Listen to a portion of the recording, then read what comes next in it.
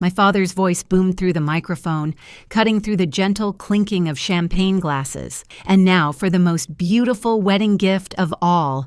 Morgan will be giving her sister the penthouse. The words hit me like ice water. 200 faces turned toward me, smiling and applauding, while I stood frozen near the chocolate fountain, a strawberry halfway to my mouth. Then, from the back of the hall, a stranger in an expensive suit stood up. "Touch your assets again, and you'll lose yours." The hall fell silent. Even the wedding band stopped mid-note. I'm Morgan Cross, and I'm 29 years old. 3 years ago, I bought my dream penthouse after working myself to the bone since college. While my friends were at happy hours, I was pulling 18-hour days, building my reputation as one of the most sought-after tech consultants in the city. That penthouse wasn't just an apartment. It was proof that the family disappointment could make something of herself. Before I continue, I want to thank you for being here with me today. Drop a comment and let me know what time it is where you are. Your support means everything to a girl who just wanted to eat her chocolate strawberry in peace. Standing there, in my sister Bethany's wedding reception, wearing the bridesmaid dress she'd picked specifically to make me look like an eggplant, I couldn't help but laugh internally. My father, Richard Cross, stood at the microphone in his rented tux, proud as a peacock. The same man who'd told me at 18 that I was wasting my time with all that computer nonsense was now trying to give away the one thing I'd bought with that nonsense. Behind him, his collection of gold watches glinted in the light. Fake gold, of course, but he'd never admit it. The man had champagne taste on a beer budget, which explained why he was always dipping into my champagne. The stranger who'd spoken was something else entirely. Tall. Early 40s maybe, with the kind of presence that made people straighten their backs. He walked toward the front of the hall with the confidence of someone who'd never had to ask permission for anything. "I believe there's been a misunderstanding," he said, his voice carrying without the microphone. "Property transfers require consent, not ambush." My sister Bethany, resplendent in her third wedding dress, yes, third, she'd returned the first two for store credit, giggled nervously. "Oh, Morgan doesn't mind.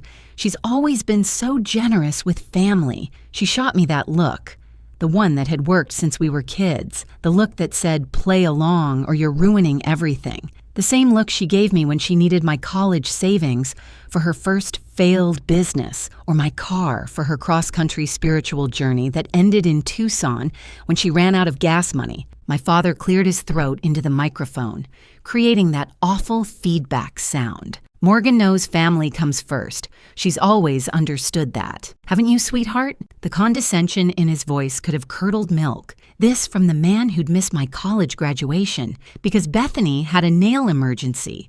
A nail emergency. "Actually," I heard myself saying, my voice surprisingly steady, "I don't recall agreeing to give away my home. Must have missed that family meeting. Was it scheduled between the time you borrowed my emergency fund for Bethany's meditation instructor training, or after you needed my credit score to co-sign her apartment lease?" The crowd shifted uncomfortably. Good. Let them squirm. Aunt Martha, already 3 mojitos in, cackled from her table. "Tell him, Morgan. Tell him about the soap business." "Ah yes, Bethany's organic soap venture. $10,000 of my money turned into bars that smelled like low tide at a fish market." The stranger found an empty chair at my table and sat down, pulling out his phone with the casual air of someone settling in for a good show. "Please," he said to me quietly, "don't let me interrupt. This is fascinating, but I should explain how we got here. 5 years ago, I was working 3 jobs, tech consulting during the day, freelance coding at night, and weekend shifts at a boutique hotel downtown. Every penny went toward my dream of owning my own place. Not renting, not sharing, owning. Meanwhile, my parents funded Bethany's 5th career change. After the soap came the meditation app that somehow played Norwegian death metal instead of whale sounds, then the vegan food truck that she forgot to mention she didn't know how to cook for, then the jewelry line made from ethically sourced materials that turned out to be spray-painted aluminum foil. Each time, the conversation was the same. "Morgan, you're so good with money. Bethany just needs a little help. You know how creative types are. Creative. That's what they called it when she spent her business loan on a trip to Cabo because she needed to find her entrepreneurial spirit in the waves. My father had spent weeks before the wedding telling everyone how generous I was being. Morgan's gift will be announced at the reception, he'd told people, building it up like I was Oprah about to give everyone a car. The sick feeling in my stomach told me he'd already made promises he expected me to keep. He'd done this before, volunteered my services, my money, my time, then acted shocked when I wasn't thrilled about decisions I never made. You know, the stranger said, loud enough for nearby tables to hear, I find it interesting that someone who owns multiple Rolexes, needs their daughter to provide housing for their other daughter. He held up his phone, showing my father's Instagram. This post from last week shows quite an impressive collection. I've been researching potential recruits for 6 months, Miss Cross. Your father's social media was enlightening. My father's face went red. Those are investments. Investments in what? Aunt Martha called out. Looking like a used car salesman, the stranger extended his hand to me. Alexander Reed, I run Reed Technologies. Your reputation precedes you, Miss Cross. My research team has been thorough. We even have mutual connections at the Marriott Tech Conference last year. Though I had no idea you came with such colorful entertainment, Bethany, sensing the attention shifting away from her, grabbed the microphone. This is my wedding day! Morgan, stop being selfish! Her new husband, Jake, stood beside her, looking increasingly confused. Poor Jake. He was number 3, or was it 4?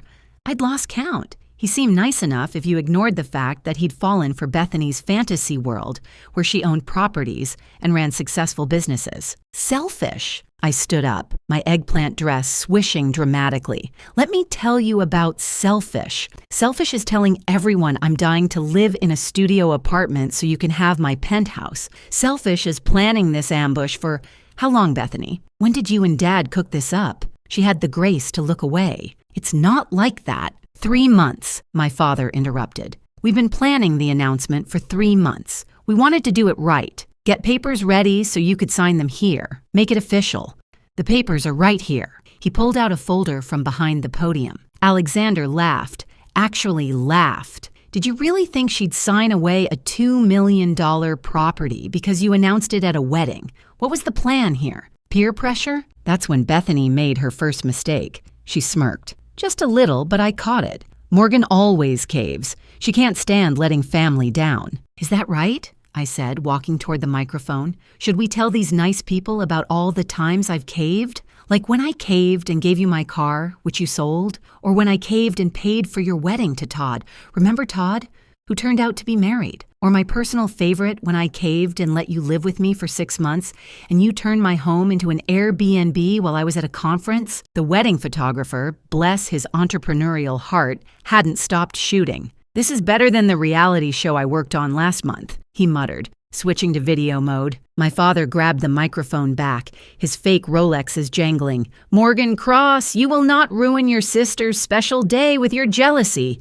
Family takes care of family. Really? I said, my voice carrying across the silent hall. Then where was family when I was eating ramen for 2 years to save for a down payment? Where was family when I was working 18-hour days building my business? Oh wait, I remember. Family was at Bethany's 4th wedding planning party. Alexander stood up, commanding attention without saying a word. He started reading from his phone. Richard Cross, according to public records, you've filed for bankruptcy twice. Your house is mortgaged to the hilt. Your car is leased. And yet you're wearing what you claim are $40,000 in watches. He looked up. Either those are fake or you've been hiding assets from your creditors. Which would be fraud? The crowd gasped. Wedding drama was one thing, but potential federal crimes? This was better than dessert. How dare you, my father sputtered. You don't even know us. My team knows enough from due diligence, Alexander replied smoothly. I know Morgan Cross turned down 3 Fortune 500 offers last year to stay independent. I know she volunteers teaching coding to underprivileged kids every Saturday.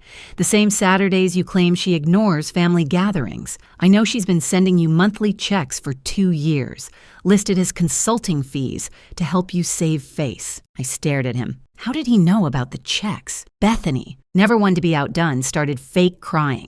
It was fake because she'd had her tear ducts partially paralyzed with Botox last month, another expense mysteriously charged to my credit card. Jake, Are you going to let them ruin our wedding? Jake, poor confused Jake, finally spoke up. Bethany, you told me Morgan was giving us the penthouse as a wedding gift. You said she offered. You showed me texts. She did, Bethany insisted. She's just being dramatic now. Aunt Martha stood up, swaying slightly. Oh, honey, that girl's been dramatic since birth. Remember when she pretended to have cancer to get out of Morgan's high school graduation? The hall went silent. Even I hadn't known about that. That was a misunderstanding. My mother finally chimed in. Standing from her seat where she'd been hoping to stay invisible, the doctor said it could have been cancer. The doctor said it was gas, Aunt Martha shot back. Really expensive gas that cost Morgan her graduation party fund. The wedding photographer whispered to his assistant, "Are you getting all this? This is going viral for sure." My father, desperate to regain control, played his last card. "Morgan, if you don't do this, you're out of the family.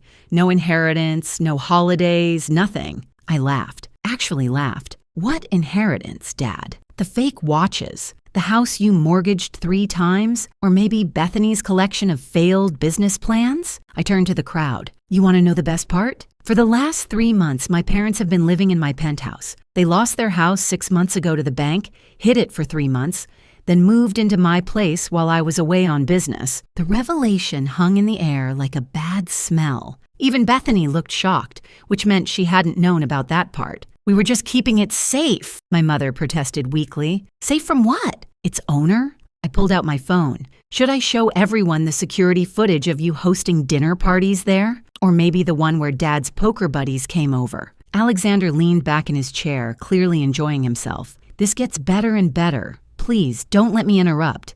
Though I should mention, unauthorized occupancy of someone else's property is called squatting. And in this state, it's a felony if you've been collecting any form of payment or benefit from it. My blood went cold. What kind of payment? If you're still with me through this absolute circus, I need you to know that people like you give me strength. You're the family I choose, not the one I was stuck with. If this story resonates with you, if you've ever been the family ATM, hit that subscribe button. Let's build a community of people who know their worth. And please share where you're watching from. I promise my family drama is universal. Alexander stood up and walked to the microphone. My father tried to block him, but Alexander just smiled. Mr. Cross, I suggest you sit down. What I'm about to share affects everyone here who might have been convinced to invest in your latest scheme. What scheme? Jake asked, his voice cracking. Bethany, you said your dad was a successful entrepreneur. The one where you've been collecting rent on Morgan's penthouse, Alexander said simply. $15,000 a month from a tech executive who thinks he's renting from Morgan directly. He's a colleague of mine. Mentioned the great deal he got on a cross property. Imagine my surprise. You've been cashing checks made out to M Cross Property Management. The room exploded. Everyone started talking at once. My best friend Lisa, who'd been sitting quietly in the corner, stood up with her phone in hand. I've been recording everything, she announced. Every word. Morgan asked me this morning to document everything when she saw the setup for the announcement. And before anyone asks, this is a one-party consent state. Lisa was a corporate lawyer, the kind who made grown CEOs cry in boardrooms. She'd been my friend since college, the only person who'd believed in me when I said I'd make something of myself. She walked over in her stunning emerald dress. She'd refused to wear the eggplant monstrosity and handed me a folder. Your building security sent these over when I requested them this morning, she said.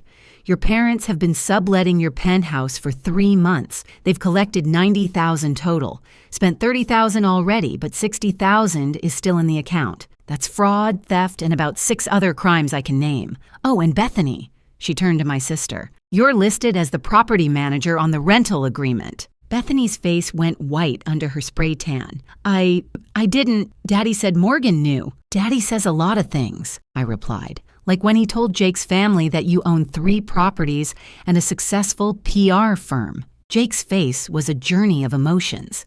3 properties. You said the penthouse was just one of your investments. It is, Bethany squeaked. I mean, it will be. Morgan's giving it to me. No, I said firmly. I'm not. And let's clear something else up while we're at it. That PR firm you supposedly run? It's 3 Instagram accounts with bought followers. The yoga studio you claim to own. You're banned from it for never paying your membership fees. The charity you started, it was shut down for never filing proper paperwork. The wedding photographer had switched to a second memory card. His assistant was live streaming on TikTok. Somewhere in the corner, a cousin was definitely posting this on Reddit. Alexander returned to his seat beside me and showed me his phone. The tenant, he's a friend of mine, actually. I asked him to rent your place when I heard it was suddenly available. Wanted to see if your family would do the right thing and tell you. The checks, the lease, everything. We have copies. You set them up? I asked, stunned. I gave them the opportunity to do the right thing, he corrected. They chose this. My mother started crying. Real tears, unlike Bethany's attempt. We just needed somewhere to stay. Our house, we lost it. The bank took it 6 months ago. We lived with my sister for 3 months, but she kicked us out. So you stole from me instead? It's not stealing from family, my father roared, finding his voice again. Everything you have is because of us. We raised you. Aunt Martha snorted so loud it echoed. Richard, you missed half her childhood because you were too busy pouring money into Bethany's pageant career. Remember? The one that ended when she got banned for putting hair remover in another girl's shampoo. That was never proven, Bethany protested. You live-streamed it, 3 people said in unison. Jake sat down heavily in a chair, his head in his hands. The texts you showed me, were they fake? Bethany's silence was all the answer he needed. I should have known, Jake muttered. You were so insistent on the prenup to protect your assets, but you never wanted to discuss specifics. The tension in the room was so thick you could cut it with a cake knife. Speaking of cake, it stood in the corner, a 5-tier monstrosity that cost more than most people's rent. I wondered who'd actually paid for it. Probably me somehow. These things always traced back to me. Alexander leaned close and whispered, How are you so calm? Because I knew this day would come, I replied. The day when the truth would be too big to hide. I just didn't expect it to be this public. My father tried one more time. Morgan, think about what you're doing. You're destroying your family. No, Dad. I'm just refusing to be your ATM anymore. I stood up, smoothing my terrible dress. And just so everyone's clear, I'm not the one who destroyed this family. You did that when you decided I existed solely to fund Bethany's fantasies. You did that when you stole from me. You did that when you turned me into the family joke while spending my money. The wedding band leader raised his hand tentatively. Should we play something? Play Gold Digger, Aunt Martha shouted. It's thematically appropriate. The band leader looked mortified, but his drummer started the beat before anyone could stop him. That's when Bethany completely lost it. She grabbed the wedding cake knife and, well, let's just say the cake didn't survive. It exploded in a shower of fondant and lies. Because, as we all discovered in that moment, it was mostly styrofoam. Only the top tier was real cake. Even the cake is a fraud? Jake asked, his voice hollow. What else did you lie about? The answer to that question would have to wait, because that's when my father made the biggest mistake of his life. He lunged for the folder Lisa was holding, the one with all the evidence. What happened next changed everything. My father's lunge for the folder was intercepted by Alexander, who moved with the grace of someone who'd probably done martial arts in some expensive private school. The folder went flying, papers scattering across the dance floor like expensive confetti. That's when everyone saw them. The forged signatures, the fraudulent lease agreements, and worst of all, a power of attorney document with my name on it that I'd never signed. You tried to forge power of attorney? Lisa's voice could have frozen hell. That's a federal crime, Richard. That's FBI territory. You needed this as backup when the guilt trip didn't work? The band had stopped playing Gold Digger halfway through. Even they knew this had crossed from family drama into potential prison time. It's not forged, my father protested, but his voice cracked. Morgan signed it. She just forgot. I forgot signing away control of my entire life? I laughed, but there was no humor in it. Just like I forgot agreeing to give away my penthouse? Just like I forgot authorizing you to rent it out? How much forgetting do you think one person can do? Alexander picked up one of the scattered papers. This is interesting. According to this, you've also taken out a loan against Morgan's Penthouse, $75,000 from a private lender. More reasonable than 100, but still fraud. He looked at me. Did you know about this? The room started spinning. That's impossible. You can't take a loan against property you don't own. You can if you have power of attorney, Lisa said grimly. Forged power of attorney, but these lenders don't always check thoroughly. Bethany, covered in real cake from her demolition of the top tier, tried to salvage the situation. Morgan, please, we can work this out privately. Think about Jake and me. We're just starting our lives together. With my money, I said, in my home. Built on lies, you told him. I turned to Jake. She told you she was successful, right? That she had money? Let me guess. She said she was being modest by having a small wedding. Jake nodded mutely. She said she didn't want to overshadow her sister by showing off her wealth, said the prenup was to protect her trust fund. Aunt Martha cackled so hard she snorted mojito out her nose. Bethany's trust fund? Oh, honey, Bethany's so broke she returns wedding gifts for cash before writing thank you notes. That's enough, my mother shrieked. You're ruining everything. Everything was ruined the moment you decided to steal from me, I replied. But you know what? I'm done being angry. I'm done being the family bank. And I'm done pretending this is normal. I turned to Alexander. That job offer you mentioned, is it still on the table? Alexander smiled. Actually, it's gotten better. My company just acquired a major competitor. We need someone to head the entire tech division. 7-figure salary, signing bonus, and stock options. Interested? The number made everyone gasp. Even the photographer lowered his camera. 7 figures? Bethany squeaked. But you said you'd always take care of family. I did, I replied. I have. For years.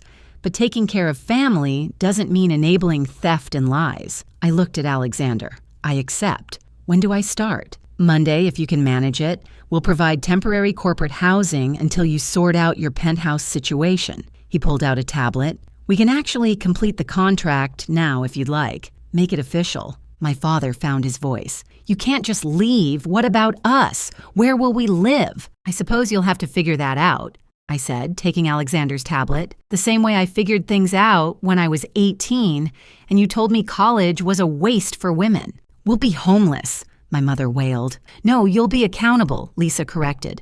There's a difference. And speaking of accountability, the tenant in Morgan's penthouse needs to be notified that his lease is fraudulent.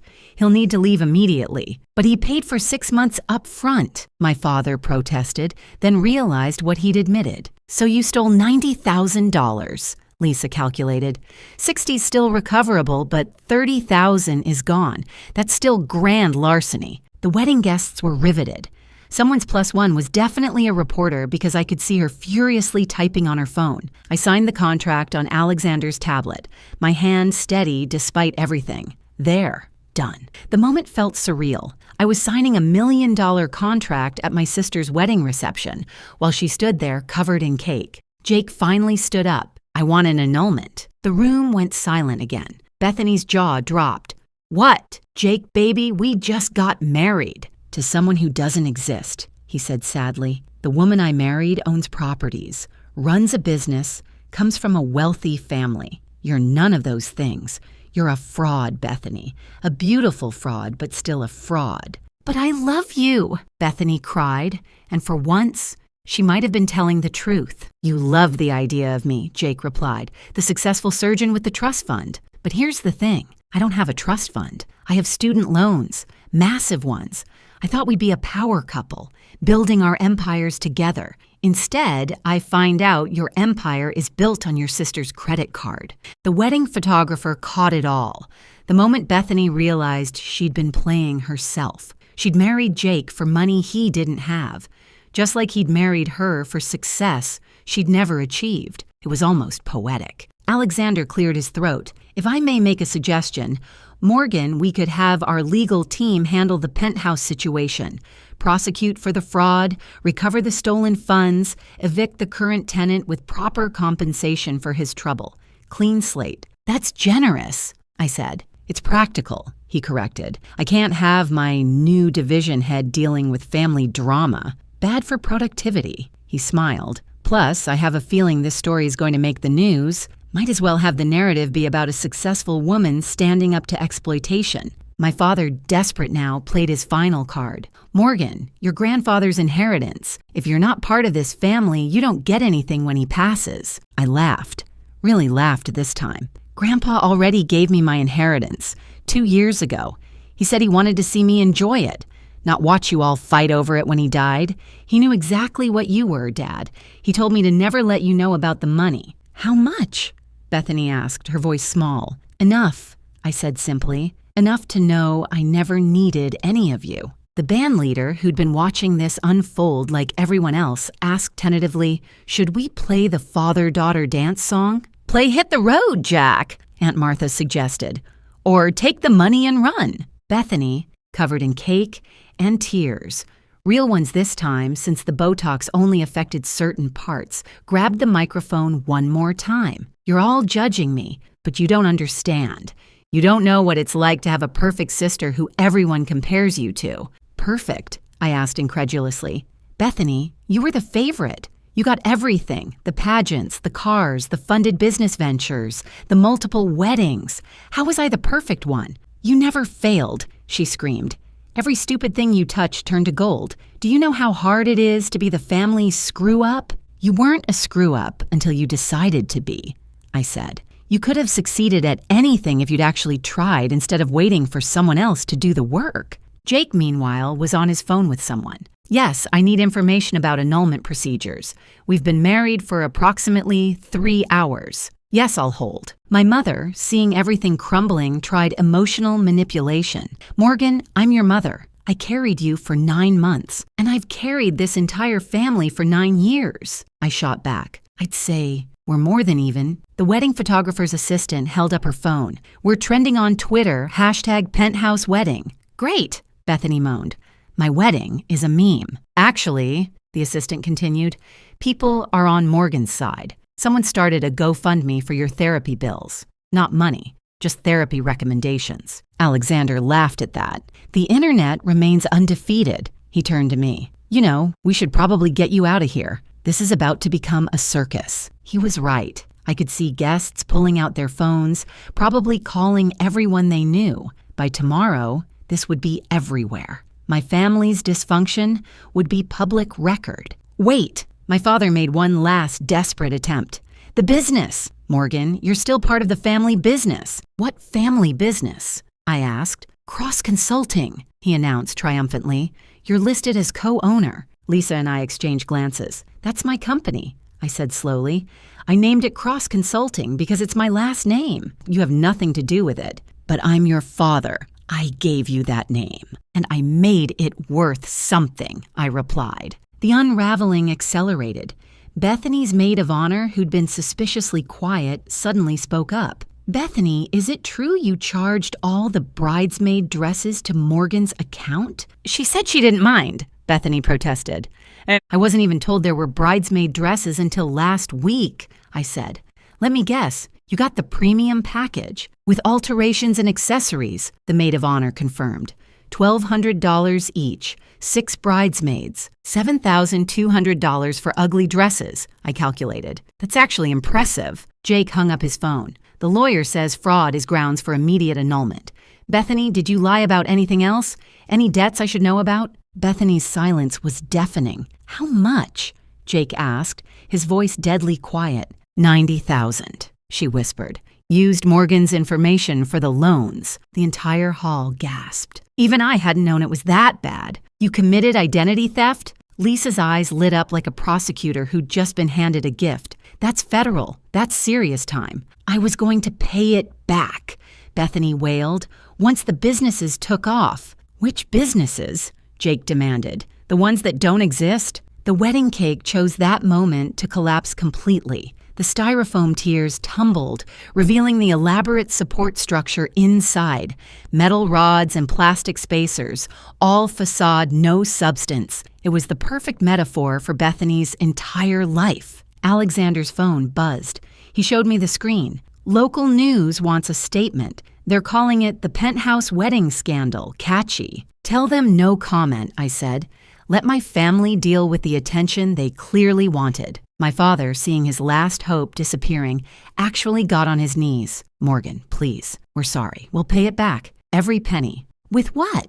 I asked. "The fake Rolexes? The house you don't own? Or were you planning to steal from someone else?" "We'll get jobs," my mother offered weakly. "You're 70 years old," I pointed out. "You haven't worked in 40 years. "What jobs?" "We could work for you," she suggested hopefully. "Doing what? Stealing from other employees?" The brutal honesty was necessary, but it still hurt. These were my parents, the people who were supposed to protect me, support me, love me unconditionally. Instead, they'd seen me as a resource to be exploited. "I have a question," Jake said suddenly.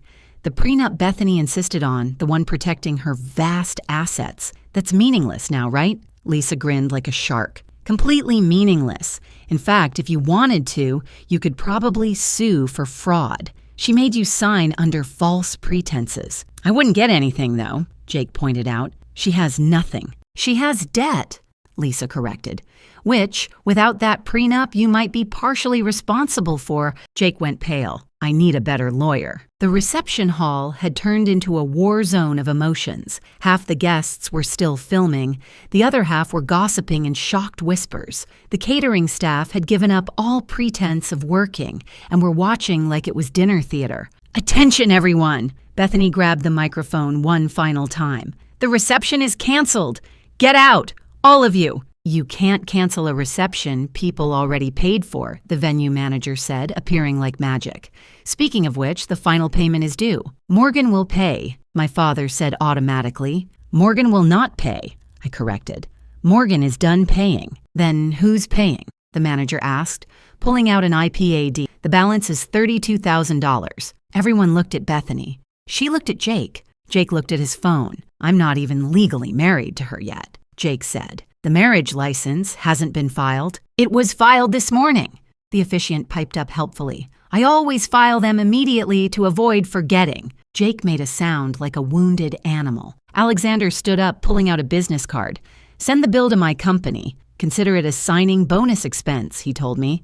"No one should have to pay for their own ambush." "I can't accept that," I protested. "You're not accepting anything. I'm protecting my investment. You're no good to me if you're dealing with collection agencies because your family stiffed the venue." The venue manager took the card gratefully and scurried away. Smart man. He knew to take the money and run. Aunt Martha stood up, swaying slightly but determined. "Before I go, I have something to say. Richard, you're a parasite. Gloria, you're an enabler. Bethany, you're a cautionary tale. And Morgan?" She raised her mojito glass. "You're free, baby girl. Finally free." The toast was unexpected, but others joined in. Lisa raised her champagne. The photographer raised his camera. Even some of the catering staff raised their water glasses. It was bizarre and beautiful and heartbreaking all at once. "This is insane," Bethany said, looking around at the ruins of her wedding. "This was supposed to be my perfect day." "Perfect things don't exist," I told her. "That's why you keep failing. You're so obsessed with the image of perfection that you never put in the work to achieve anything real." "Easy for you to say," she shot back. "Everything comes easy to you." Alexander laughed at that. "Your sister works 18-hour days. She graduated summa cum laude while working full-time. She built a consulting firm from nothing. What part of that sounds easy?" "The part where she succeeded," Bethany cried. "Success isn't magic," I said tiredly. "It's just work. Boring, unglamorous, exhausting work. But you never wanted to hear that?" My father stood up, his fake dignity wrapped around him like a cheap coat. "We're leaving." "Come on, Gloria." My mother hesitated. "Morgan, despite everything, you're still our daughter." "No," I said firmly. "I'm someone you happened to give birth to. There's a difference." They left, my father's fake Rolexes catching the light. One last time. Bethany ran after them, her wedding dress train dragging behind her, covered in cake and broken dreams. Jake stayed seated, still on the phone with lawyers.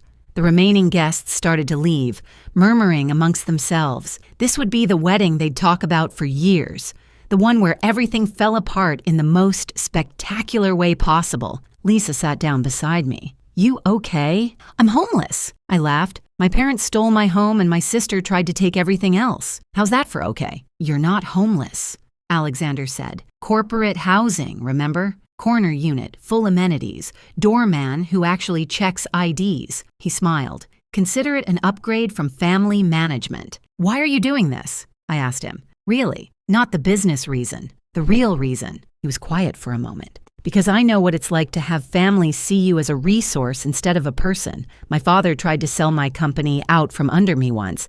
Said it was for the family's benefit. He shrugged. Sometimes the best family is the one you choose, not the one you're born into. Aunt Martha, who'd been gathering her things, stopped by our table. Morgan, honey, I've got something for you. She pulled out a flash drive. Every family gathering for the past 10 years.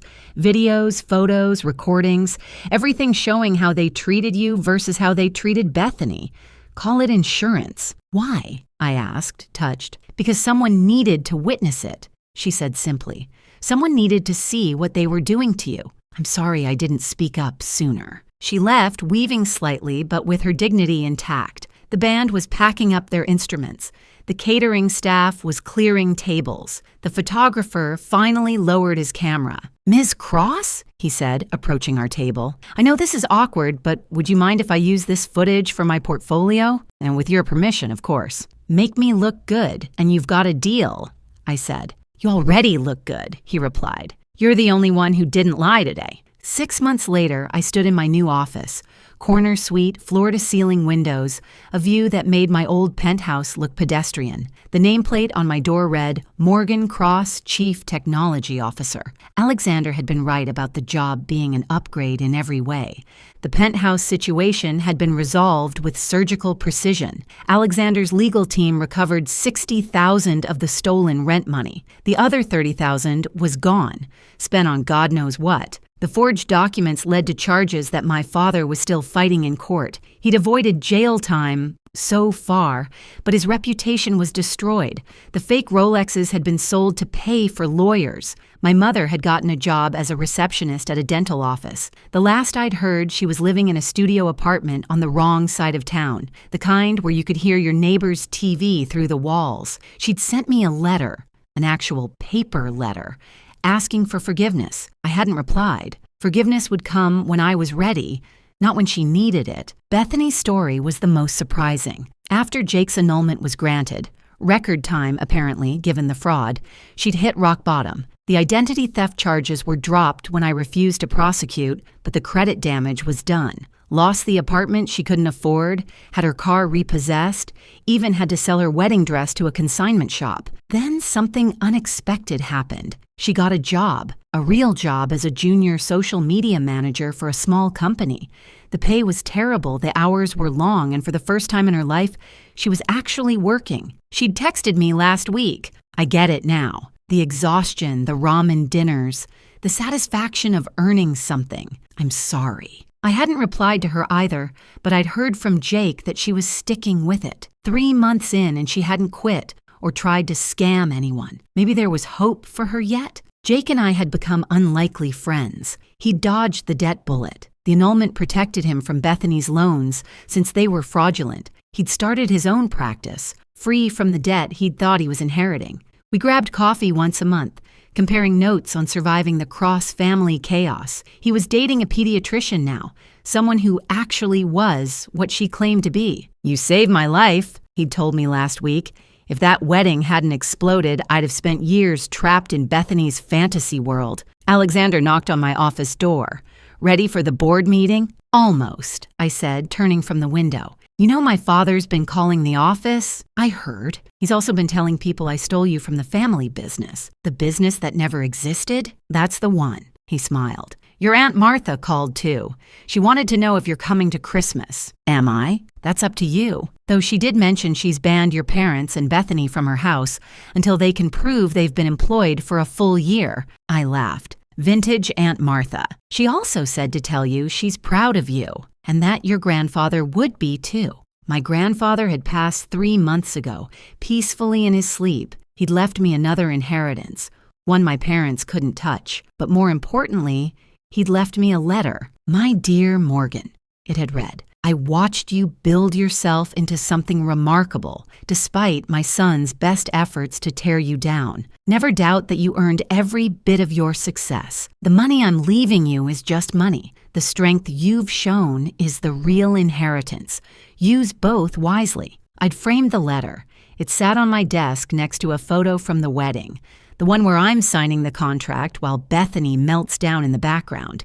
The photographer had titled it "Rise and Fall" when he'd won an award for the series. My phone buzzed. A text from an unknown number. "Morgan, this is Mom. I wanted you to know I've been seeing a therapist. She says I enabled a toxic dynamic. I'm working on understanding why. I don't expect forgiveness. I just wanted you to know." I stared at the message for a long moment, then deleted it. Maybe someday I'd be ready to engage. Today wasn't that day. "You ready?" Alexander asked again. "Yeah," I said, grabbing my laptop. "Let's go make some money." As we walked to the boardroom, I thought about that wedding 6 months ago. The disaster that had felt like the end of everything had actually been the beginning of my real life. The one where I wasn't subsidizing anyone else's dreams at the expense of my own. My family had wanted me to give my sister my penthouse as a wedding gift. Instead, I'd given myself something much more valuable: freedom. The penthouse had sold last month to a tech executive who actually could afford it. I'd bought something smaller but entirely mine, with no bad memories attached. The security system was state-of-the-art, and the doorman had specific instructions about who was never allowed inside. Sometimes, late at night, I wondered if my family was okay. Then I remembered that they'd never wondered the same about me when they were stealing my money, my home, my peace of mind. The guilt would creep in occasionally, whispering that family should forgive, family should support, family should sacrifice. But then I'd remember Aunt Martha's words from the wedding. Family shouldn't need contracts to not steal from each other. She was right, and for the first time in my 29 years, I was free from contracts I'd never signed, debts I'd never incurred, and obligations I'd never agreed to. My phone rang. Bethany's number. For once, I answered. "Hello? Morgan? It's me. I wanted to tell you I got promoted. Junior to regular social media manager. It's still not much, but it's mine. I earned it." "Good for you," I said, and meant it. I also wanted to say what Dad did with the penthouse and the fraud and everything. I didn't know about the loans or the forged power of attorney. I only knew about the announcement plan. "I'm sorry." "I know," I said. "Do you think, could we maybe get coffee sometime?" "Not now. I know it's too soon. But maybe someday?" I thought about it. Maybe someday. "That's more than I deserve," she said quietly. "Thank you." After she hung up, Alexander looked at me. "You okay?" "You know what? I actually am." The boardroom was full of executives waiting for my presentation. 6 months ago, I'd been standing in an eggplant bridesmaid dress while my family tried to steal my life. Now I was running a division of a Fortune 500 company. The moral of the story was simple, really. When family treats you like a bank, sometimes you need to close the account. And sometimes, just sometimes, the withdrawal of your presence is worth more than any deposit you ever made. As I began my presentation, I thought about that stranger who'd stood up in the wedding hall, Alexander, who'd become my mentor and friend. He'd said, "Touch your assets again and you'll lose yours." He'd been right. They'd touched my assets and they'd lost everything. And me, I'd gained the whole world. The fluorescent lights in the South Side Chicago Police Precinct buzz overhead like angry wasps. It's 2 a.m, and I can taste copper in my mouth from biting the inside of my cheek during the drive here. When Sergeant Miller called, his voice was careful, measured. "Miss Baker, we have your niece and nephew here. They're safe, but we need you to come down." I'd thrown on whatever clothes I could find and driven through the blizzard, gripping my steering wheel so hard my knuckles went white. "Cooper and Piper are here. They're safe. That's all that matters." But Miller doesn't lead me to the children. His hand on my elbow is firm, almost forceful, as he guides me past the waiting area where I catch a glimpse of silver emergency blankets. He steers me into an interrogation room instead. The door closes with a click that sounds too final. Miller drops a plastic evidence bag on the metal table between us. Inside is a crumpled note, and even through the clouded plastic, I can see my name scrawled across it in Sloane's handwriting. "Miss Baker." Miller's voice has lost all warmth. Can you explain why a wealthy Lincoln Park architect would send two small children to a frozen industrial wasteland in the middle of a blizzard? The words hit me like a fist to the stomach. What? I didn't. Child abandonment is a felony in Illinois. He leans forward, and I can smell the coffee on his breath. Child trafficking carries even heavier penalties. You want to start explaining? My hands shake.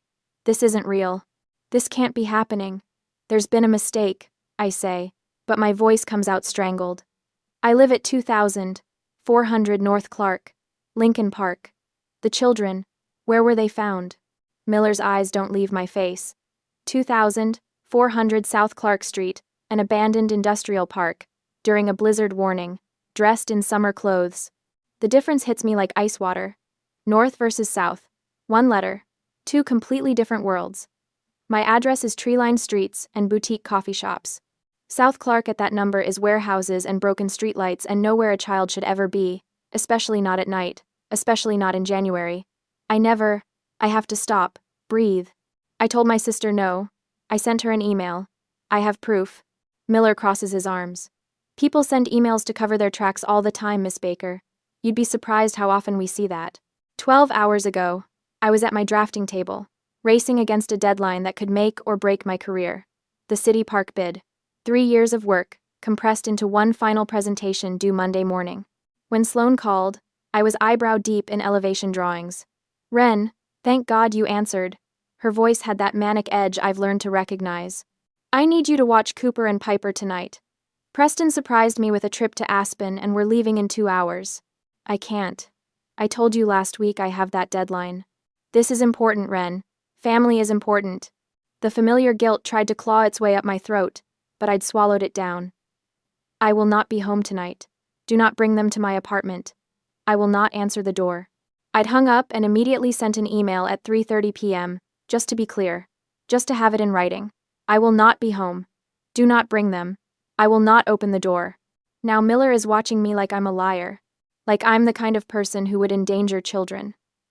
The email could have been sent after the fact, he says. Or you could have changed your mind and panicked when they didn't show up. Can I see them? My voice cracks. Please, I need to see that they're okay. Something shifts in Miller's expression.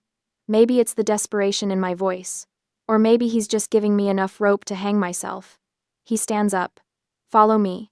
I push back my chair and follow him down the hall to a darkened observation room. Through the one-way glass, I see them. Cooper is wrapped in one of those silver emergency blankets, the kind marathoners wear. He's shaking so hard I can see it from here, his whole body convulsing with cold or shock or both. Piper sits next to him, clutching her stuffed bear, and her eyes are vacant, empty, like she's somewhere else entirely, somewhere her mind had to go to survive what happened tonight. My knees buckle. I catch myself on the glass. That fog descends, the one that's been my companion for 28 years. The voice that whispers, fix this, protect Sloan, take the blame. You're the responsible one. That's your job. I could do it. I could tell Miller it was all a misunderstanding, that I'd meant to say yes, that the address confusion was an honest mistake. I could make this go away for everyone. Everyone except Cooper and Piper. The Uber driver, Miller says behind me, was told their father was waiting for them. She dropped them at the curb and drove away. I close my eyes. You should thank God for Mr. Henderson, the night security guard at the industrial park. If he hadn't heard them banging on his booth, screaming for help. Miller pauses, lets the silence fill in what he's not saying. You'd be identifying bodies at the morgue right now, Miss Baker. 2 frozen children. The blood drains from my face so fast I have to grip the windowsill. This wasn't a mistake. This was calculated. Sloan knew I said no. She read that email I checked, and the read receipt showed 3:47 p.m. She'd opened it, absorbed every word, and then she'd done this anyway. Punishment for daring to set a boundary. Punishment for choosing my career over her convenience. She'd sent them to die. I turned to face Miller. My hands are still shaking, but my voice is steady. I didn't call that Uber. I have the email I sent refusing to babysit.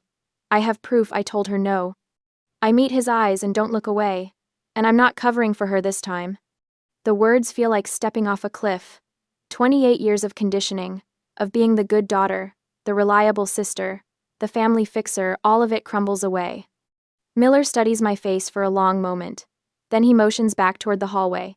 Let's go back to the table, Miss Baker. We'll start from the beginning. Miller's phone sits on the metal table between us like a grenade.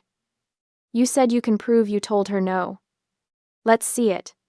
My fingers fumble with my phone, pulling up the email thread. The timestamp glares back at me. 3:30 p.m. Read receipt. 3:47 p.m.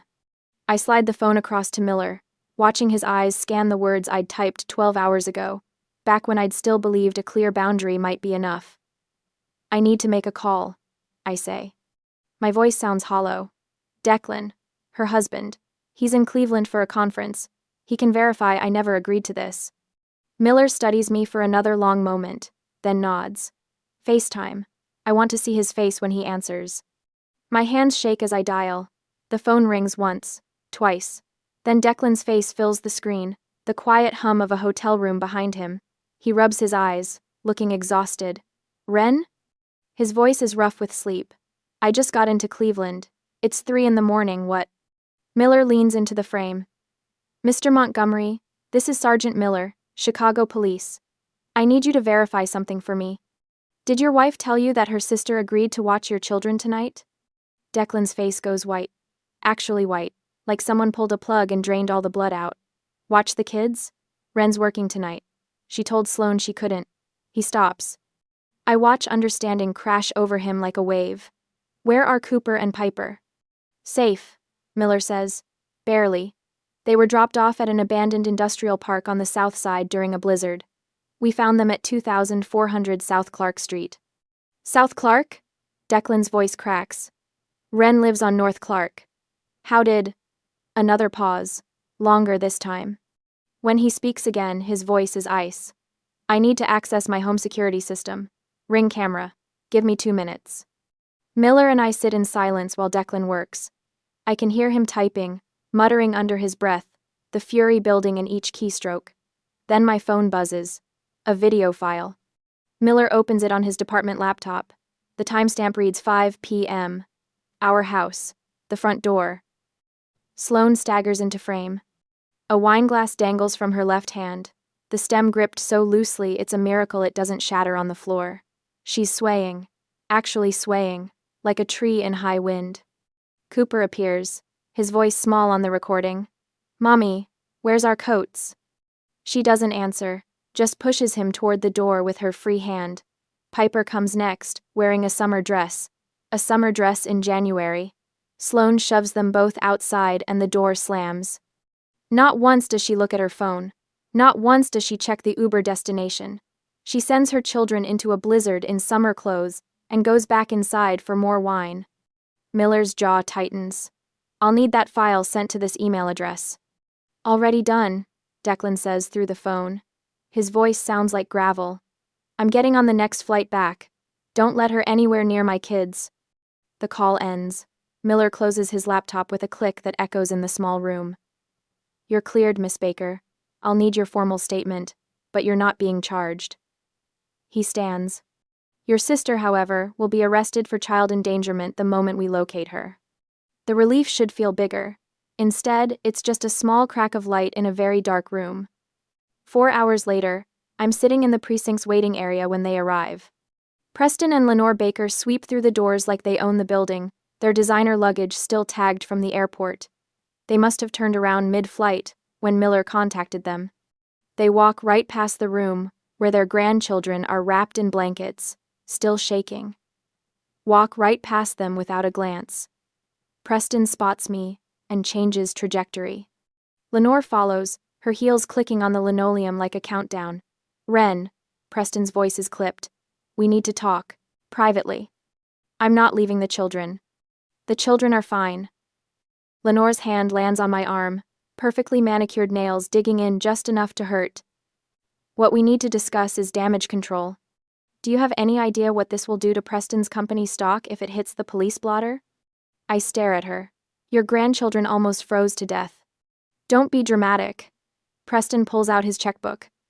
Right there in the police station, he pulls out his checkbook like we're at a country club settling a golf bet. He writes with smooth, practice strokes, then slides the check across the table. $50,000. Made out to me, the memo line is blank. Consider it a gift. Preston says, tapping the paper. An early birthday present, but gifts are for family members who support each other, Ren, not for those who cause scandals. He lowers his voice. Tell the police it was a family miscommunication. You gave Sloan the wrong address by accident. Do that, and the check is yours. No harm done, he adds. No harm? My voice comes out strangled. Cooper was hypothermic. Piper won't speak. Ace? Lenore leans in close. The smell of her perfume makes my stomach turn. This is what family does, Ren. We protect each other. You tell them it was a mistake, and this all goes away. Think of Sloan. Think of her reputation. Something inside me breaks. Not shatters, just quietly disconnects, like a rope that's been fraying for years, finally giving way. I pull out my phone and open the voice recording app. Then I slide it back into my pocket, still recording. So, you want me to lie to the police? I say clearly. Tell them I gave Sloan the wrong address, in exchange for $50,000. Preston's face flushes. Don't make this sound sordid. We're offering to forgive your student loans. A gift in exchange for perjury. Think about the family, Lenore hisses. Think about everything we've done for you.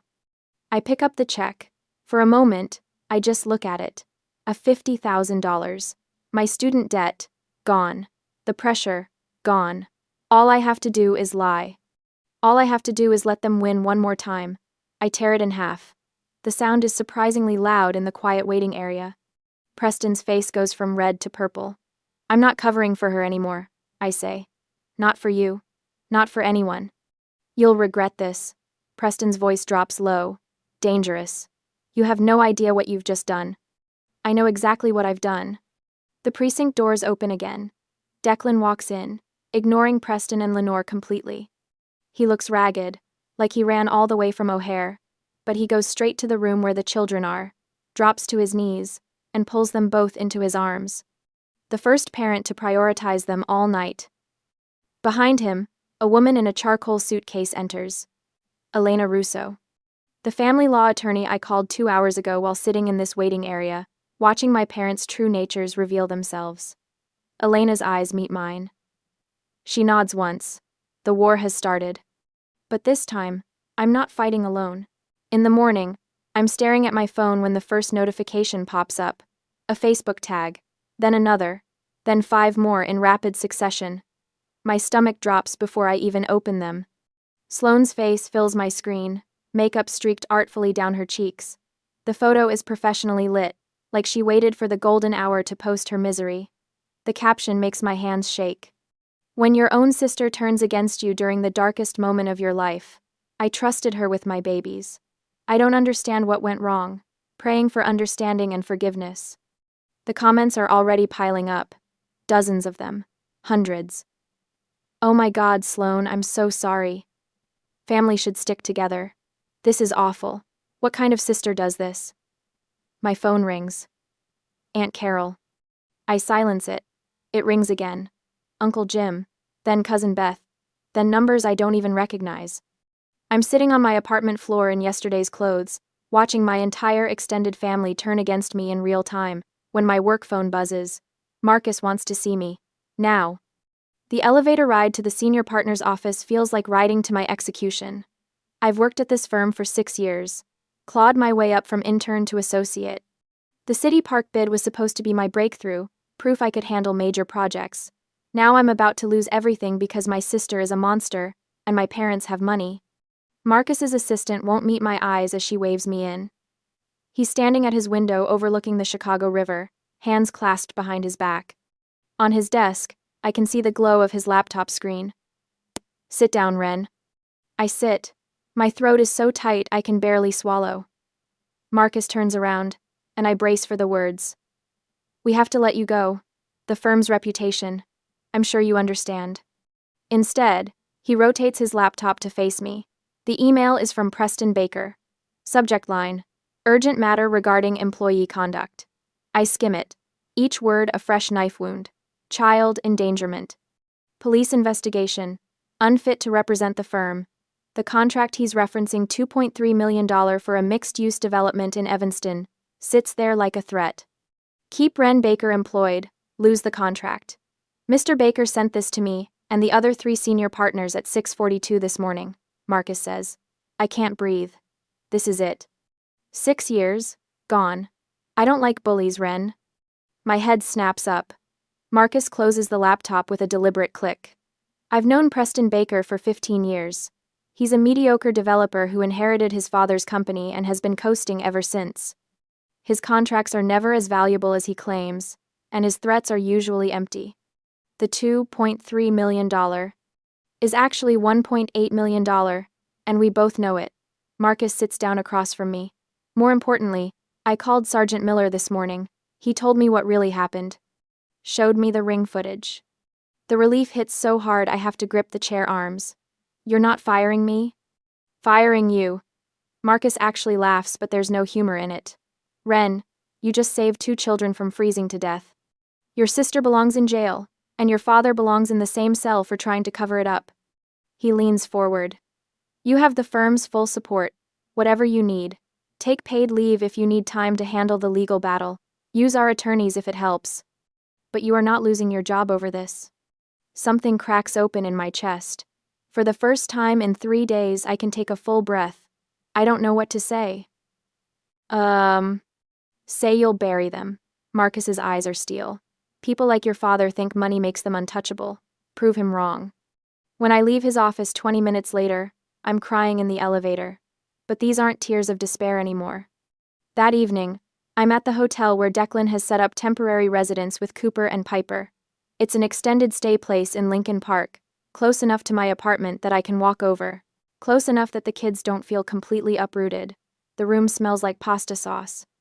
Declan is at the kitchenette, stirring a pot of spaghetti while Cooper sits at the small table, pencil moving carefully across paper. Aunt Wren! Piper crashes into my legs, and I scoop her up. She's warm and solid and alive. Hey, Butterfly. What are you drawing? Cooper's teaching me buildings.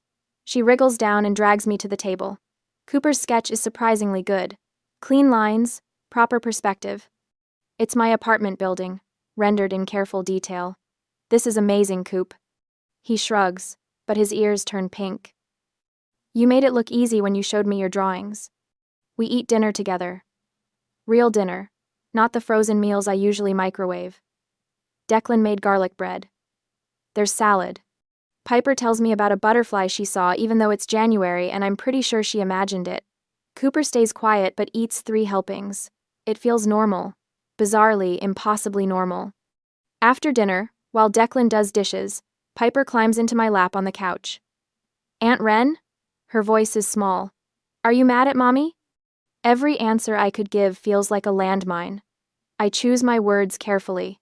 I'm sad she made choices that hurt you. Piper nods against my shoulder. She was drinking the special juice, the kind that makes her voice loud. Wine. She means wine. I close my eyes and hold her tighter. Cooper appears in the doorway, his sketch pad clutched to his chest. He's been so quiet since the police station, barely speaking above a whisper. I thought we were going to die in the snow. The words are flat, factual, worse than crying would be. Declan freezes at the sink, his back rigid. I kept telling Piper we'd be okay, but I didn't believe it. It was so cold. And there was nobody there, just empty buildings and snow. Cooper's knuckles are white around his sketch pad. I couldn't feel my fingers. Piper stopped crying and I thought. I cross the room and pull him into my arms. He's 9 years old and he shouldn't know what it feels like to think he's dying. You were so brave. I whisper into his hair. You kept your sister safe. You found help. You were so brave. I don't want to be brave. His voice cracks. I want to be a kid. Later, after both children are asleep in the bedroom, Declan and I sit in the dim kitchenette. He's drinking coffee even though it's nearly midnight. I'm drinking tea that's gone cold. I've been blind, he says finally. She's been drinking for years, hasn't she? I could lie. Protect Sloane one more time. But Cooper's words are still echoing in my head. I thought we were going to die. Yes, since before Piper was born. Declan's jaw tightens. You knew. I knew. I covered for her. I made excuses. The confession tastes like ash. I thought I was helping. I thought if I just supported her enough, loved her enough, she'd stop. We can't fix people who don't want to be fixed. The silence stretches between us, but it's not uncomfortable. We're both mourning the same thing, the family we thought we had. I'm filing for sole custody tomorrow, Declan says. My phone buzzes before I can respond. Elena Russo, texting at midnight. Sloan filed an emergency motion for immediate return of the children, hearing in 10 days. She's claiming you gave the driver the wrong address out of jealousy, and that Declan is guilty of parental kidnapping. I show Declan the message. His face goes carefully blank, the way it does when he's furious. Let her try, he says quietly. My phone buzzes again. This time it's a text from an unknown number, but I know who it is before I even read it. You started this war. We'll finish it. Preston. I look at Declan. He's staring at the bedroom door, where his children are finally sleeping peacefully for the first time in days. Are we ready for this? I ask. We're protecting the children. His voice is steady. Final. Whatever it takes. The next morning, Elena's office smells like old books and strong coffee. We sit in leather chairs that probably cost more than my monthly rent, and she's laying out her battle plan with the precision of a surgeon marking incision points. We're not going for the knockout in the preliminary hearing, she says, sliding a yellow legal pad across the desk. Her handwriting is sharp, angular. We're setting a trap. Declan leans forward. But we have the email, the ring footage. We can end this now. The footage shows negligence, maybe intoxication, Elena counters, tapping her pen against the pad. But a good lawyer and Preston will hire the best will argue it was a momentary lapse in judgment, not criminal intent. They'll plead for rehab and family therapy. You want that? No, I say instantly. Then we need her to lie, Elena says. If she testifies under oath that you agreed to watch them, and we prove she's lying, that destroys her credibility completely. It proves she's manipulative and unfit. That's how we get full custody, not just temporary. She looks between us. She'll feel confident, she'll double down. And when we prove she lied under oath in the custody trial, Judge Okonkwo will throw the book at her. Declan's jaw tightens. How long do we have to wait? 30 days after the preliminary. Court schedules are backed up. Elena closes the legal pad with a snap. Can you both hold your nerve that long? Kine. I think about Cooper's shaking hands, Piper's vacant stare through the police station glass. I think about Sloane's wine glass caught on camera, the way she shoved them out the door into a blizzard. Whatever it takes, I say. On the preliminary hearing, the Cook County Family Court is all dark wood paneling and fluorescent lighting, the kind of institutional space designed to make you feel small. The gallery benches are hard, unforgiving. I chose my outfit carefully this morning, a simple gray sweater, no jewelry, my hair pulled back. I want to look exhausted, defeated. It's not hard to fake. Sloane sweeps in 20 minutes before the hearing, wearing cream-colored wool and understated pearls. Her makeup is perfect, her expression carefully composed into wounded dignity. She doesn't look at me as she takes her seat at the plaintiff's table. Preston and Lenore claim the front row of the gallery like it's a box seat at the opera. Preston's suit probably costs more than my car payment. Lenore's perfume reaches me 3 rows back, something expensive and cloying. When Judge Patricia Okonkwo enters, we all rise. She's a tall black woman with silver-streaked hair and the kind of face that's seen every lie the legal system has to offer. Her eyes sweep the courtroom with the efficiency of someone who has no patience for games. Be seated. Her voice cuts through the nervous shuffling. Let's proceed. Sloane's attorney is a smooth-talking partner from some downtown firm Preston probably plays golf with. He calls Sloane to the stand, and she takes the oath with her hand on the Bible, her voice clear and steady. Miss Baker Montgomery. The attorney begins. Can you tell the court what happened on the night of January 14th? Sloane dabs at her eyes with a tissue, though I notice they're dry. I was supposed to leave for a business trip with my father. I'd arranged for my sister Wren to watch Cooper and Piper. She'd agreed to babysit. My fingernails dig into my palms. How did you arrange this? The attorney prompts. We spoke on the phone that afternoon. She said yes, to send them over. Sloane's voice wavers, perfectly calibrated.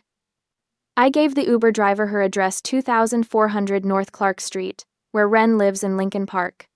I don't know how the children ended up on the south side. Perhaps the driver made a mistake. Perhaps there was confusion.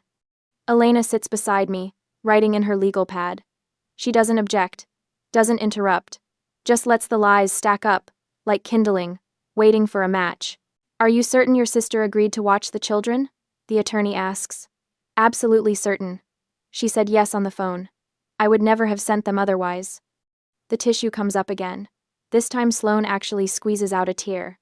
No further questions, Your Honor. Judge Okonkwo looks at Elena. Cross-examination? Elena rises slowly. She's wearing a charcoal suit that makes her look like a blade. Just a few questions, Your Honor. She approaches the witness stand, and I can see Sloane's shoulders relax slightly. This will be quick. Painless. Miss Baker Montgomery, you testified that your sister verbally agreed to babysit. Is that correct? Yes. And you gave the driver her Lincoln Park address? Yes, 2400 North Clark. You're certain she agreed? Under oath, you're testifying that Ren Baker told you yes? Something flickers in Sloane's eyes. Uncertainty, maybe, or the first whisper of suspicion. But she's committed now. She can't back down in front of Preston and Lenore, in front of the judge. Absolutely certain, she said yes. Elena nods slowly, like she's accepting this answer. No further questions, Your Honor. That's it. No email, no ring footage, no dramatic reveal. Sloane's attorney looks confused, and I can see Preston lean forward, whispering something to Lenore. Judge Okonkwo reviews her notes. This appears to be a family miscommunication that resulted in a dangerous situation. Miss Baker, I'm troubled that you didn't ensure clearer arrangements for the children's safety. The words land like stones. I force myself not to react. However, given the circumstances and the lack of clear evidence, I'm maintaining the status quo. Mr. Montgomery retains temporary custody. Miss Baker Montgomery, you're granted supervised visitation twice weekly, supervised by a court-appointed social worker. The gavel comes down. Next case. The courtroom empties into the marble hallway, and Sloane is immediately surrounded by Preston and Lenore. Their smiles are triumphant, vicious. Preston catches my eye as I pass. He steps deliberately into my path. You should have taken the check, Ren. His voice is low, meant only for me. Family always wins. Lenore's hand touches my arm, her grip tight enough to bruise. This isn't over, dear, but you've already lost. Sloane is performing for a small cluster of reporters who somehow got wind of the hearing. I just want my babies back, she says, voice breaking. A mother's love never gives up. The cameras eat it up. I keep walking toward the parking garage, my footsteps echoing in the stairwell. Declan and Elena follow silently. We don't speak until we're inside Elena's car. Doors closed, engine running. Elena closes her leather notebook with a sharp snap. She's on the record now, she says. Every lie is documented, time-stamped, under oath. I stare at the concrete pillar in front of us. But we lost today. We let her think she won. Elena's smile is cold, predatory. Now we own her. Declan's hands grip the steering wheel. Understanding dawns across his face. She just committed perjury. And in 30 days, Elena says, we prove it. The concrete pillar blurs as my eyes fill. Not with defeat, with something sharper, cleaner, hope. On the second confrontation, the courtroom feels smaller this time, more suffocating. Maybe it's the press packed into the gallery, their cameras clicking like hungry insects. Maybe it's the way Preston sits front and center, his charcoal suit pressed sharp enough to draw blood, that same smug smile playing at his lips. Sloane sweeps in wearing ivory, of course, ivory, the color of innocence, her hair styled in soft waves that frame her face. She clutches tissues in one hand like props in a play she's rehearsed too many times. The society page photographers eat it up. I can already see the headline, Mother Fights for Her Children. I smooth my plain gray sweater and try not to feel small. Declan's hand finds mine under the table, just for a second. His palm is steady, warm. Elena sits beside us, her slim folder closed on the table in front of her. She looks almost bored, flipping through her phone while we wait for Judge Okonkwo to enter. All rise. The courtroom rustles to its feet. Judge Okonkwo's face is carved stone as she takes her seat, and I remember the way she looked at me during the preliminary hearing, like I was careless, irresponsible. A woman who couldn't even communicate properly with her own sister. Today, that's going to change. Miss Russo, the judge says, you may call your first witness. Elena stands, and there's something predatory in the way she moves. Your Honor, I'd like to recall Sloane Baker Montgomery to the stand. Sloane's attorney objects, of course, but the judge waves him off. Sloane walks to the witness stand with her chin high, confident.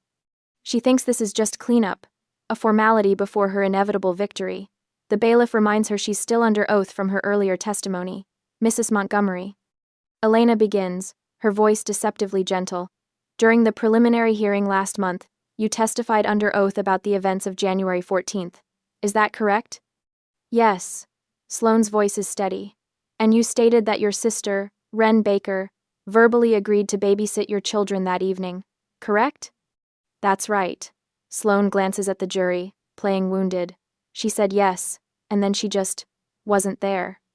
And you gave the Uber driver her address? 2400 North Clark Street? Of course I did. Sloane's confidence grows. I would never send my children to the wrong place. I'm their mother. The courtroom murmurs its approval. Preston nods, satisfied. Elena turns to the screen, mounted beside the judge's bench. Your Honor, I'd like to enter Exhibit A into evidence. The projector hums to life.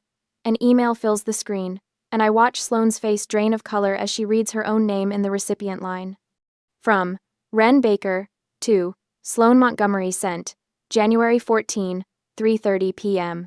Subject, tonight. I will not be home. Do not bring them. I will not open the door. Read receipt. Open January 14, 3:47 p.m. The timestamp glows like an accusation. 6 hours before she sent those children into the blizzard, the courtroom erupts in whispers. Someone in the press section gasps audibly. Mrs. Montgomery. Elena's voice cuts through the noise. You opened this email at 3:47 p.m. You read it, and yet you testified under oath that your sister agreed to babysit. Which statement is true? Sloane's mouth opens, closes. Her lawyer is on his feet, objecting, but Judge Okonkwo silences him with a look that could freeze fire. Answer the question, Mrs. Montgomery. I forgot about the email. I thought. You forgot an email you opened 6 hours before the incident? Elena doesn't raise her voice. She doesn't need to. An email that explicitly stated, in capital letters, that Miss Baker would not be home? The tissues in Sloane's hand are shredded now, little white flakes falling to the floor. Let's move on, Elena says. Your Honor, I'd like to play Exhibit B. The screen shifts to video footage. I recognize the angle immediately, the ring camera from Sloane and Declan's front door. The timestamp reads 5 p.m. The Sloane on screen is nothing like the Sloane on the witness stand. Her hair is messy, her cashmere sweater askew. She's holding a wine glass in one hand, and when she moves, she sways. Not dramatically, just enough to notice. Cooper appears at her side, already wearing his jacket. Mommy, where's our coats? Sloane ignores him. She opens the door, the blizzard is visible even through the camera, snow driving sideways and ushers both children outside. Piper is wearing a thin cotton dress amidst a blizzard. The gallery reacts with audible horror. I hear someone say, "Oh my God." Sloane never checks her phone, never confirms the address with the Uber driver idling at the curb. She just closes the door, wineglass still in hand, and the last image before the footage ends is Cooper's small face turning back toward the house, confused and frightened. Judge Okonkwo's expression has gone from stone to thunder. Mrs. Montgomery, Elena says, and her voice is sharp enough to cut.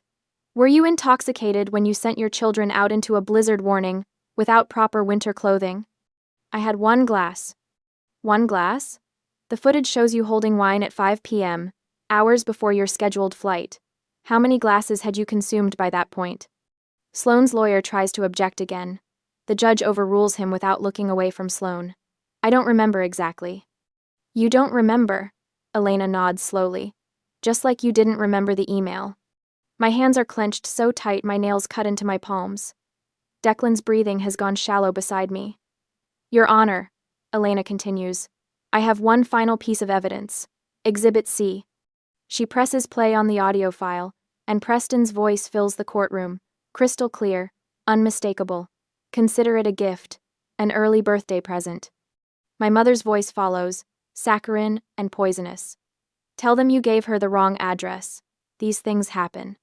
Preston again. Do that, and the check is yours. The recording continues for 30 seconds. 30 seconds of my parents trying to buy my silence, to make me complicit in endangering their own grandchildren. Preston is on his feet, his face purple. That recording is illegal. She didn't have permission. Your conversation took place in a police station waiting area, Mr. Baker. Judge Okonkwo says, and her voice could shatter glass. There is no reasonable expectation of privacy in a public municipal building. The recording is admissible. Sit down. He sits. The judge turns to Sloane. And I've never seen anyone look so small on a witness stand. Mrs. Montgomery, you have committed perjury in my courtroom. You have demonstrated a pattern of reckless endangerment of your own children.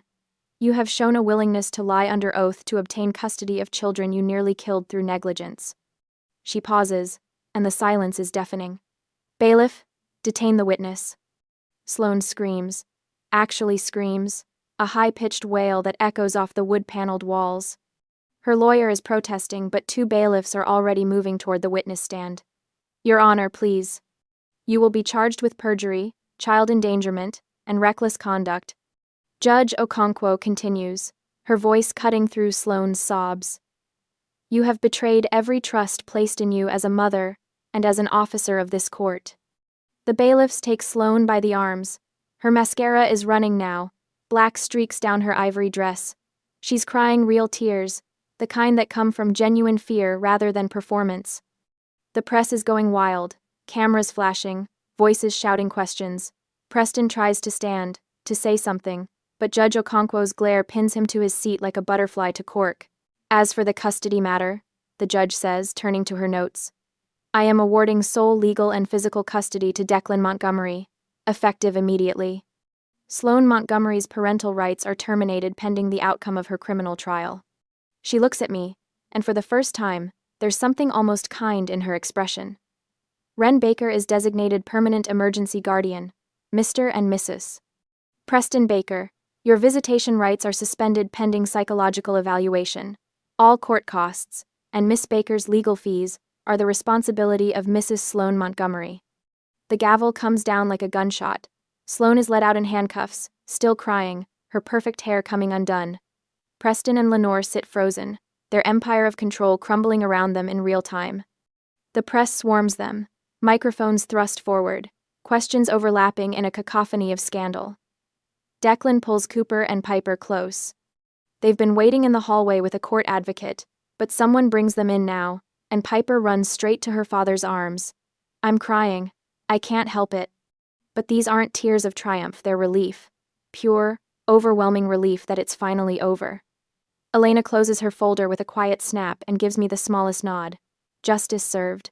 3 years pass like water finding its level. The trees along Lincoln Park turn gold again, the 3rd autumn since that frozen night, and I'm standing in the crowd at Millennium Park watching Mayor Reyes cut the ribbon on the Safe Harbor Garden. The design won the city bid. My design, the one I almost sacrificed to answer Sloane's call that January night. Reporters cluster around the mayor, cameras flashing, but I'm watching the children streaming toward the play structures. The centerpiece is a climbing tower with protective netting, inspired by Cooper's hotel sketches during those first terrible days. Not a memorial, a sanctuary. Marcus claps me on the shoulder. Hell of a thing, Baker. Your name's going on a plaque. I shake my head, throat tight. The work speaks for itself. That evening, I stand in my kitchen chopping vegetables for Sunday dinner, while Cooper sketches elevation drawings at my table. He's 12 now, all gangly limbs and serious concentration. His pencil moves with the same precision I use on blueprints. Aunt Wren, how do you make the perspective lines converge without them looking wobbly? I lean over his shoulder, guiding his ruler placement. Anchor your vanishing point first. Everything else follows. The downstairs door opens and Piper barrels in, paint splattered across her art class smock. She's 9, no longer the hollow-eyed child from the police station. Her laughter fills the kitchen as she shows me her watercolor of the Chicago skyline. It's for your office, she announces. So you remember us when you're being important. Declan follows, carrying groceries for dinner. We live in a two-flat now, separate apartments but shared meals, shared lives, not romance, something better. Family built on choice rather than blood. Later, Cooper's middle school graduation ceremony fills the auditorium with proud parents and restless siblings. I sit between Declan and Marcus, watching Cooper take the stage as valedictorian. His suit is slightly too big, bought with room to grow, and his hands shake holding his speech. Real family, he says, voice cracking then steadying, are the people who show up when you're scared. His eyes find mine in the crowd. I'm crying before I can stop myself, and Declan squeezes my hand. The standing ovation thunders through the auditorium. Cooper grins, embarrassed and proud, and I think about the shivering boy in the silver blanket, how far we've traveled from that frozen night. My journal entry that night is short. I used to think love meant accepting everything. Now I know love requires boundaries. The next afternoon, Cooper sprawls on my couch, troubled. My friend Jake, his mom keeps borrowing money from him, like his birthday money, his summer job savings. Is that normal? I set down my coffee carefully. What does Jake say about it? He feels guilty saying no. She's his mom. The familiar trap. I recognize it like my own reflection. You can love someone and still protect yourself, Cooper. Those two things aren't opposites. He considers this, then nods slowly. The lesson landing. The cycle breaking. I never responded to Preston and Lenore's letters. They arrived monthly at first, then quarterly, then stopped. Peace found me in distance, not reconciliation. Some relationships don't heal, they just end. The news about Sloan reaches me through Elena's network, remarried to Dr. Brandon Wells, a Connecticut surgeon, a new baby Emma, a fresh start built on hidden truths. Until the baby fell from a changing table. A minor bump, a precautionary hospital visit, a routine background check. The CPS flag appeared like a ghost.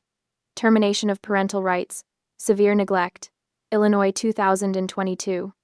Elena called to tell me, Wells' parents have emergency custody, he's filing for divorce, the past doesn't stay buried, Ren. I feel nothing, not satisfaction, not pity, just the clean emptiness of a closed chapter. The evening of Cooper's graduation, the three of us stand on my balcony watching the sun set over Chicago. The skyline glows copper and gold, the same colors as the autumn leaves in the park we built together. Cooper suddenly wraps his arms around me, tall enough now that his chin reaches my shoulder. Thanks for not taking the money, he whispers. My chest tightens. Thanks for being brave enough to tell the truth. Declan's arm comes around both of us, solid and sure. We built something better than what broke. The city spreads below us, millions of lights beginning to flicker on as darkness falls. Somewhere in that vast sprawl are other families making impossible choices, setting necessary boundaries, choosing safety over silence. Laughter drifts up from the street below. Piper calls from inside, asking if we want hot chocolate.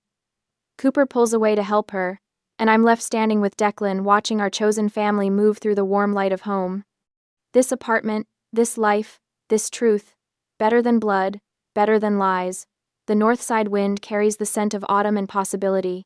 We've built our safe harbor, and it holds. Thank you for listening to this story until the end. Hopefully every moment in the story has touched your heart, brought you some reflection, some emotion, and hope. Thank you for taking the time to experience it with us, and hope that each next story will always accompany you on your life journey.